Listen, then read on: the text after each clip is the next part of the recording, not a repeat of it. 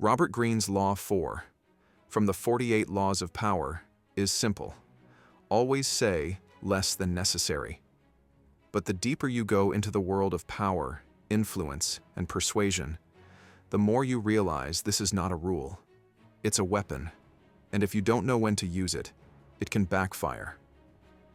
The power of saying less lies in the mystery it creates. Silence is unsettling. People hate a vacuum. They rush to fill it. And in doing so, they reveal themselves. Every time you hold back your words, you deny others access to your thoughts, your motives, your emotional state. That alone puts you in control. They can't prepare for what they can't predict. That's the art of withholding. Han Fei Tzu, a Chinese philosopher from the 3rd century BC, understood this well. He wrote, "Never start moving your own lips and teeth before the subordinates do. The longer I keep quiet, the sooner others move their lips and teeth. As they move their lips and teeth, I can thereby understand their real intentions." This is ancient statecraft. True power moves through listening, not talking, through observing, not performing. People who speak too much often do it out of anxiety. But the more you talk, the more likely you are to say something that weakens your position. Your words become a trail, easy to follow, easy to exploit. And yet, the reversal of the law is just as important, because there are moments when silence is not power, it's vulnerability. Say too little in front of the wrong person, and you might appear evasive, weak, or even deceptive, especially when speaking to superiors or high-stakes audiences. Ambiguity can create suspicion. If people don't understand you, they will invent their own explanations. And often, those invented narratives are worse than anything you could have said out loud. Greene even gives the example of the court jester. The jester talks endlessly, amuses the king, and plays the fool. But behind the humor is a sharp mind. The jester hides his intelligence in plain sight. His endless words disarm the powerful. He makes them drop their guard. And when their guard is down, he has the advantage. There's another angle we need to talk about. Modern psychology backs this up. In 2020, a study tested how leadership perception forms in small groups. Strangers were brought together to play strategy games. After the games, they were asked to choose a leader from among them. The results? The person who spoke the most, not the smartest, not the best performer, just the one who talked the most, was almost always chosen as the leader. This is what researchers now call the Babel hypothesis. Human beings instinctively equate speech with leadership. We confuse presence for capability. This is how cult leaders rise.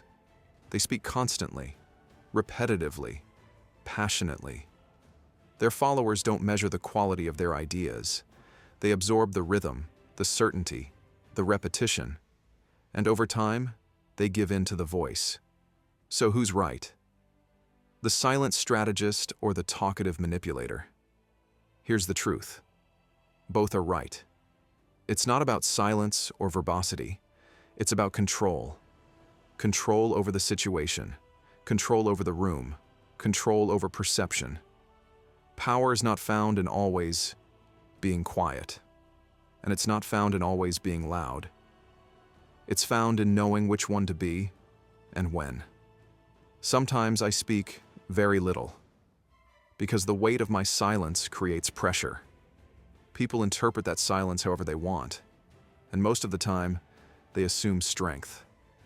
Other times, I talk a lot, not out of nervousness, but deliberately, to overwhelm, to dominate, to capture attention and guide the narrative before anyone else has a chance to set it. There's no rigid formula. The power game is about calibration. The question is not, should I speak more or less? The question is, what does this moment require for me to maintain control? And that's where the true player separates from the amateur. People who quote the 48 laws of power like a list of commandments usually fail, because they treat it like gospel instead of what it is, a playbook.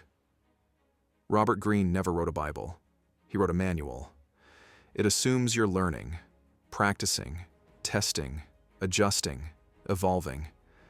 And that's the final point I want to leave you with.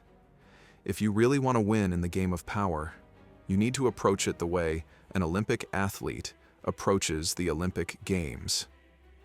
An Olympic athlete doesn't show up to compete and say, "Let me remember rule number 4 today." No, they train. They obsess. They rehearse every movement, every reaction, every counter. They build intuition through repetition.